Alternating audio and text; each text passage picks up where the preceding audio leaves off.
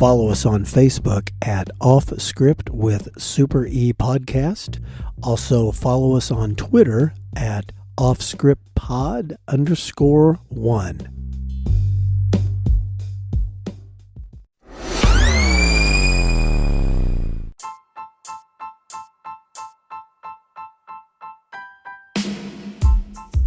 Off Script with Super E recommends listener discretion, as these real but sometimes uncensored stories can be filled with mature content.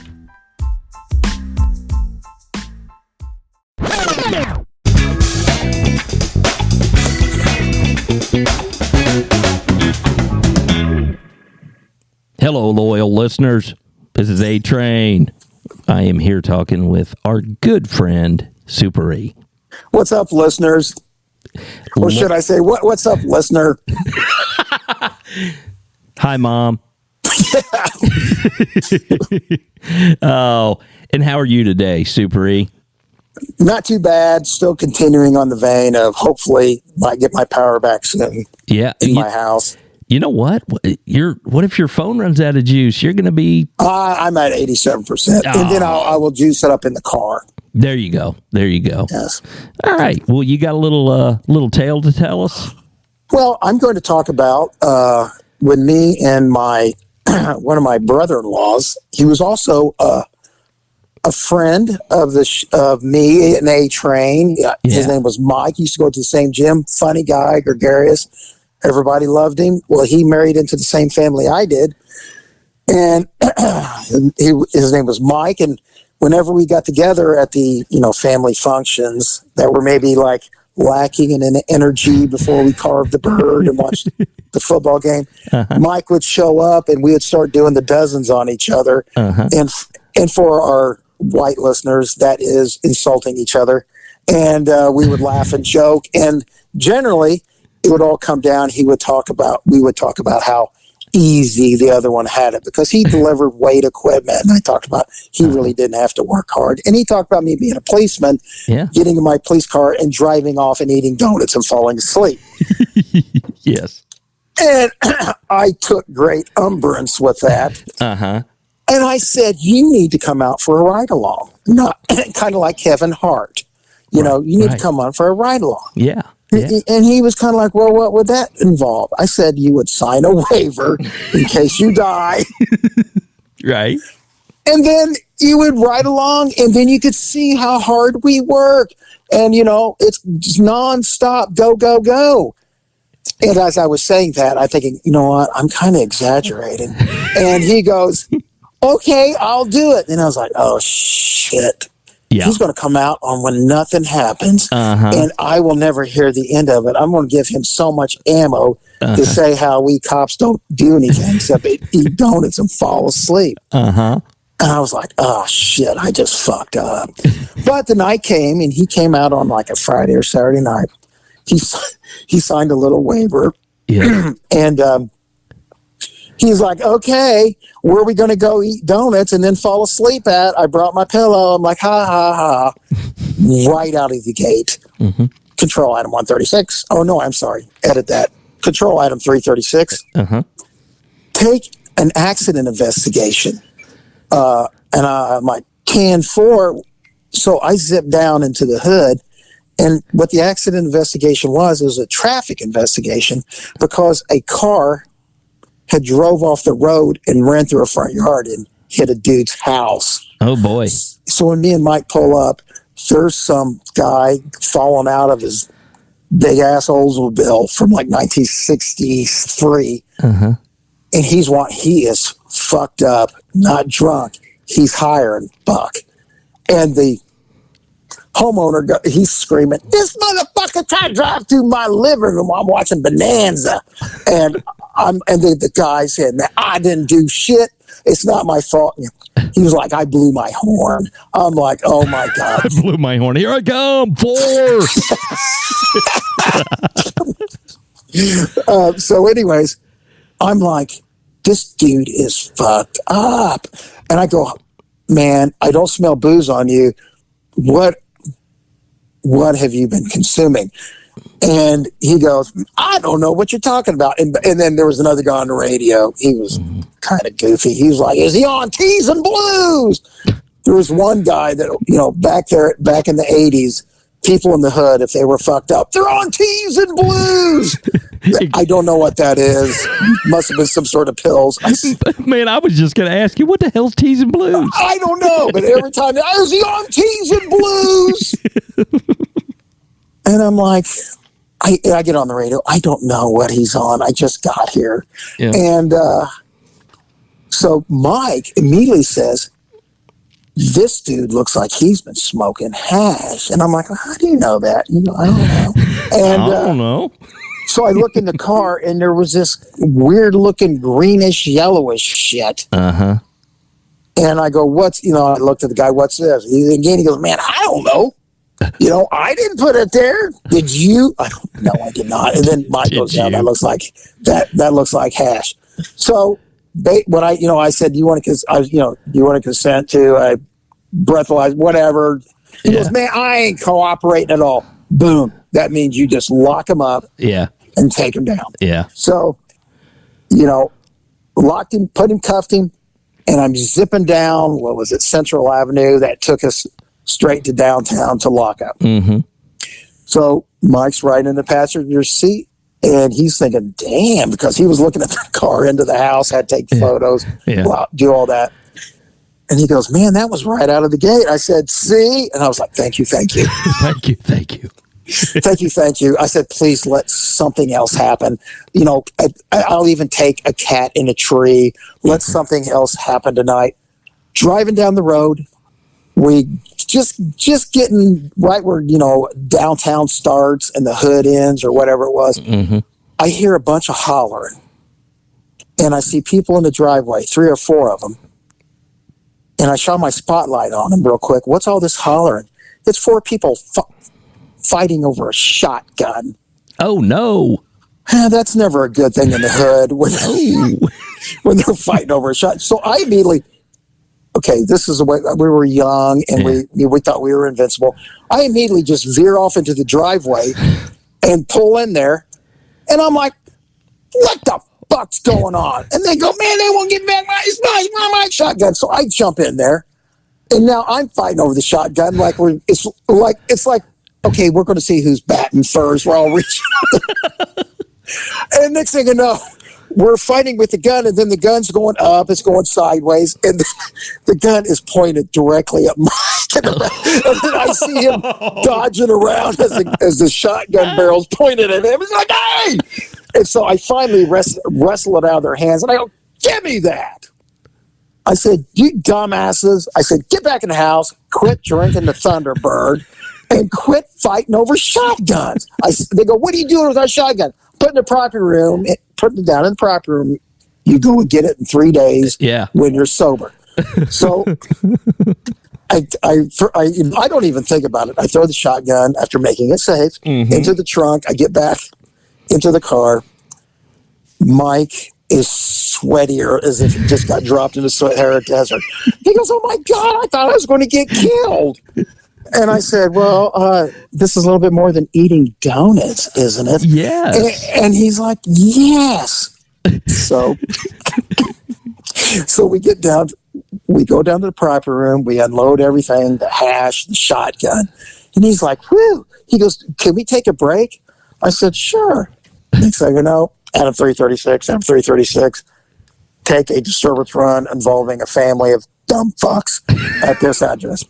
So I said, well, no break now. I zip up. We get near the projects, just south of the projects.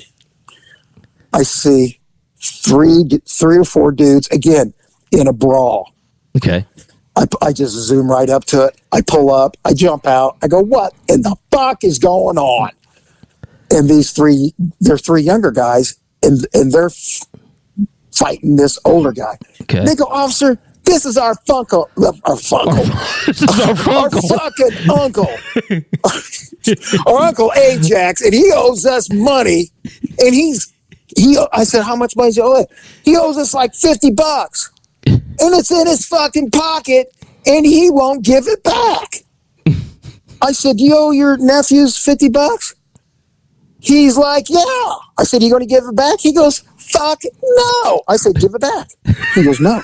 I said, give them that, because I hate it when people owe me. I said, give him that fucking $50 right now. I'm telling you right now. He goes, I'm not doing it. I reach into his pocket. He goes, what are you doing? I'm giving it back. Next thing you know, me and this guy are wrestling around, and then his nephews jump in, and we fucking throw this guy up in the air, hang him upside down, and I get that $50 out of his wallet, and then they toss him to the ground, and I go, fellas, here's your $50. They go, thank you, officer. I'm like, next time, Uncle Ajax, Uncle Ajax, give him the fucking money you owe him. He basically said, you son of a bitch, and I get in the car. And Mike's looking at me. He's like, "Oh my God, you tossed that guy around like he owed you money." I go, "No, he owed them money, and he wasn't paying it back." And he goes, "Oh shit, is that how you handle it?" That's how we handle it here. And so you mark the 10-8, 10-8, no report control, and so we're driving off again, and he's like, "Holy fuck." And so then I'm playing it up. I'm like, this is like an everyday night. And I'm thinking, this never happens. Yeah, I mean, it's like boom, boom, boom. Yeah. And so then finally, I said, okay, we're going to go eat our lunch, because I used to bring a big lunch every night. Yeah. And so I'm sitting down. We're getting ready to eat. And it was a guy named Roy. He said that he was behind two suspicious vehicles, and they were pickup trucks.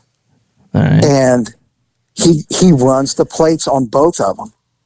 Both pickup trucks were stolen. Wow. So he gets in a big fucking pursuit of two pickup trucks. Wow. And here's what the dumbasses did. The pickup trucks stayed together. You think they would separate? So he had to pick one. So I look at Mike as he's getting ready to bite into a sandwich.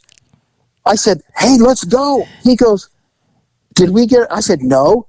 He goes, "Are we even close to it?" I said, "No, but we're going to parallel it. We're like, 4 miles away from it." Yeah. I said, "But you never know what can happen with these fucking things." Yeah. So the guys are going westbound on 30th Street, and they're still staying. They stay together for like 4 miles. So I know exactly where they're going. So boom, I'm heading towards their way. And I finally cut north. And right then, that's when they split up. Okay. So then one truck took off, went one way. The other truck tried to do an evasive TJ Hooker maneuver. Went right off the road, barreled into some woods.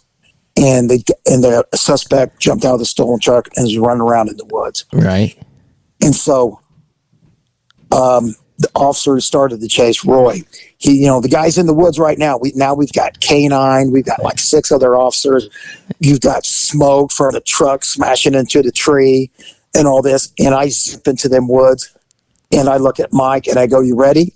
So I said, just stay here and stay by the car. You can come watch and see what happens. It's very exciting.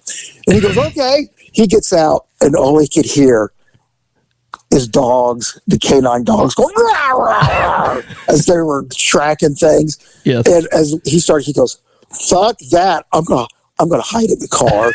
So he jumps back in the police car. So I start, of course, being the police officer, I start going towards when I hear the noise, the canine dogs growling. And I see one of the other officers. Now the other officer who showed up on the scene, he's chasing the suspect. He gets over, "I see the guy. I see the suspect." And he's chasing the suspect. The suspect, of course, suspects who are running all of a sudden turn into the Bionic Man, and they are leaping 10-foot fences in a single bound. This officer is chasing this guy. The suspect leaps over a fence. It was like about 6 foot tall, like it was 6 inches tall. And the police officer, he could jump the fence. Yeah. He reaches out, grabs a hold of the guy as the guy's in air. Okay. And he smashes into the fence, and the guy's shirt rips off him. Okay. So now we got a shirtless guy running down the street, looking back, kind of like, You can't catch me. And then he comes right at me. And then I burst out through the trees after him. So he thinks 26, so I can still run. But this guy's running from the law. So he's, Carl Lewis. And so he's running. And he goes, "You can't catch me now, bitch." And as he turns the corner, it's 4 a.m. The grass is a little dewy. Next thing you know, he slips. Yes. And right as he's starting to slip, I catch him, and boom, I've got the motherfucker. He takes a swing at me. Oh no! Yes, and then as I'm falling, it does the old, quick 2 fingers to the gut. And he goes, "No!"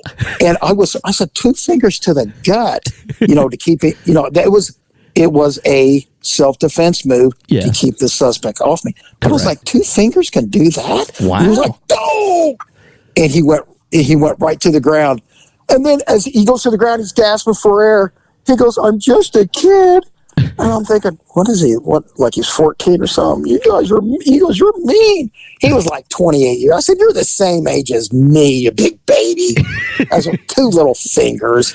So he shouldn't have threw a punch at me. And anyways, so we cuff him and stuff him. I get back to the car, the police car, and it was like apocalypse now, however you say it. It was like what? Apocalypse now? Yeah, that's the word I was struggling for. Wow. Okay. Yeah, it was like all smoky and stuff, and you could hear people screaming and hollering. And I get in the car, and Mike goes, "Okay, I want to go home." Oh, Mike, you big baby. And I said, "Am I going to have to hear any more about how we don't do any shit, just snacking on donuts and taking tasty little naps?" He goes, "I was completely wrong." I was thinking, "No, you were more right than you thought." Yeah, you just got lucky that night. Yeah. Yeah, I was like, "Thank you, God, for giving me all this action." Oh, Mike just wanted to go home. Yep. He wanted to go. That is fantastic. Go 10-4. Oh boy, I liked Mike. He was a nice guy. He was one. Yes, he was. You talk about you were scared that nothing was going to happen. My sister was in nursing school, and so they had to do these community things, to sign off on whatever. So she said, Can I do a ride along with you, and will you sign off on my paperwork?" And I'm like, "Well, absolutely, we can do that." I think I had one run. It was the slowest. It was unbelievably slow. And I mean, she is just sitting there twiddling her thumbs, looking at me like, "Really? This is what you do?" I know. But, sometimes, I'd have people ride with me and nothing happened. But I had my cousin Jeff. Yeah. He would ride with me all the time. And my cousin Jeff, he was, speaking of Bonanza, he was just like Hoss. He was just a big fucking dude. He looked like the bigger fucking meatier version of me. We were the same age, and he'd ride along with me. Yeah. And he was a mean dude. Like when he was playing 6th grade football, he was complaining that he was being held by the other team's offensive lineman. And this is what the ref said to him, because my cousin was kind of big and chunky. 6th grade. He says, "Just play the game, fat ass."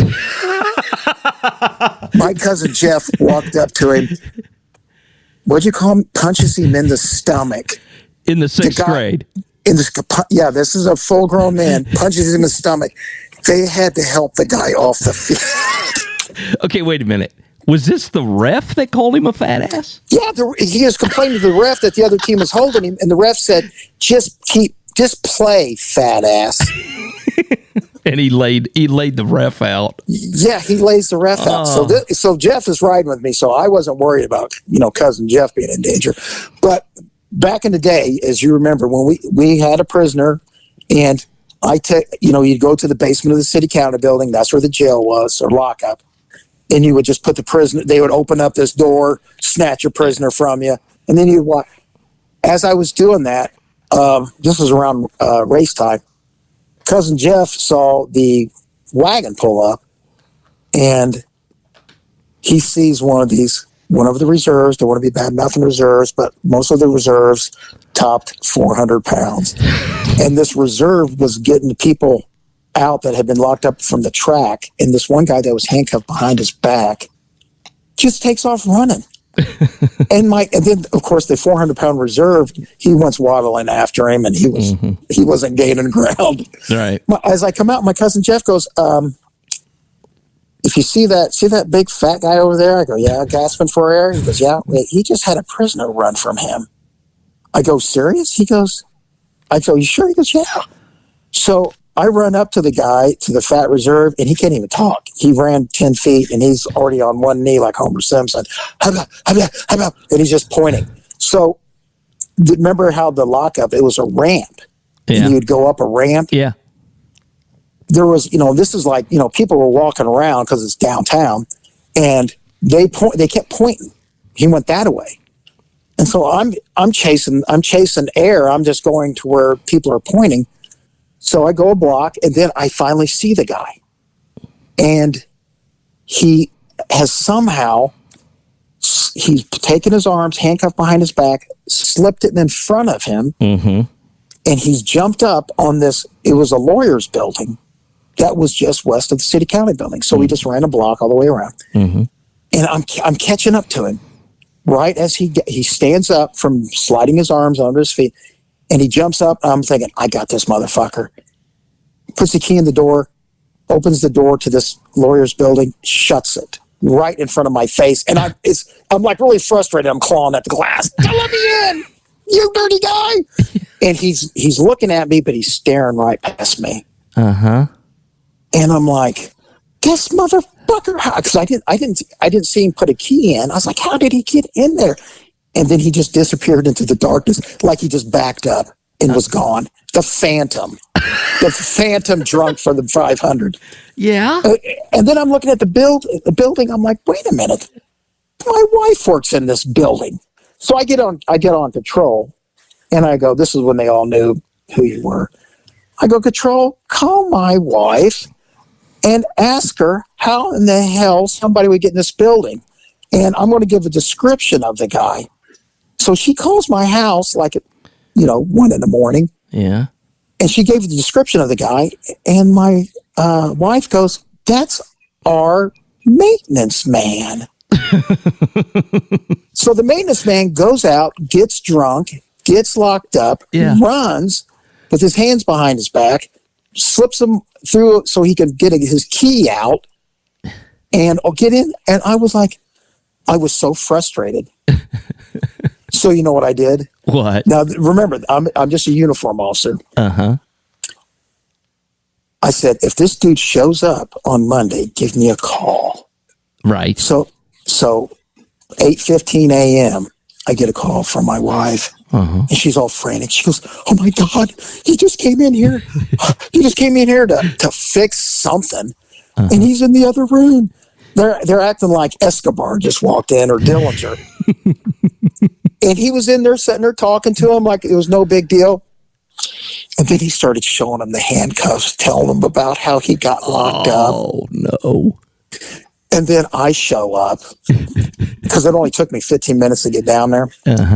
I show up, I walk in, and he's sitting in a conference room bragging, seeing how fat this guy was. There's no way he could keep up with me. And I walk in, and I go, hey, what's up? He goes, oh, nothing. And how you doing? I go, pretty good. And I go, you want to see something? He goes, okay. He's like, I had no idea who I am. And I showed him my badge. I go, remember me from the other night? And I started acting like the clawing motions on the glass door of that room. He goes, oh, yeah. I said, you're going to jail, you son of a bitch. Let me borrow those handcuffs again. Well, he had cut him in two. Oh, he went to his tools, and I did say, give him back. All I had to do was just walk across the street. And I said, hey, this is the guy that ran the other night from the reserve. And they go, do you have any weapons on you? I go, no. And he turned around, looked at me, and goes, you lied to me. I'm like, well, I'm sorry. I apologize. He goes, well, God, you didn't have to lie. So anyways, I tossed him in there, and I thought, they could have get any crazier than that. The guy runs from the police, gets away, and the guy that chases him, his wife works in the same building. And he goes to her office that day bragging. That's amazing. That's kind of unbelievable. Good Lord. It's crazy. Now, I have this is just a procedural question. So whoever locked him up didn't search him very good because he had a key to get in the damn building, didn't he? Yes. Right? Yes. So I guess they didn't take. I don't know. I didn't know how it works with the wagon after the 500. You just toss the drunks in, right, and then and take the property when you throw them to the lockup people. But yeah, could be that guy had him on. He had the keys on him. And I was so close to getting him. I was so close. God. And he slams the door and locks it. God, that's funny. When you said that was a lawyer building, I thought you were going to tell me it was a lawyer. Oh no. Okay, that would have been crazy. Man, that is great. That's a good story there, Super E. Yes, we'll end the episode. Kaboom, right there. Wrap it up. All right, I like it. Well, keep listening, everybody. We will see you later. Bye. Adios.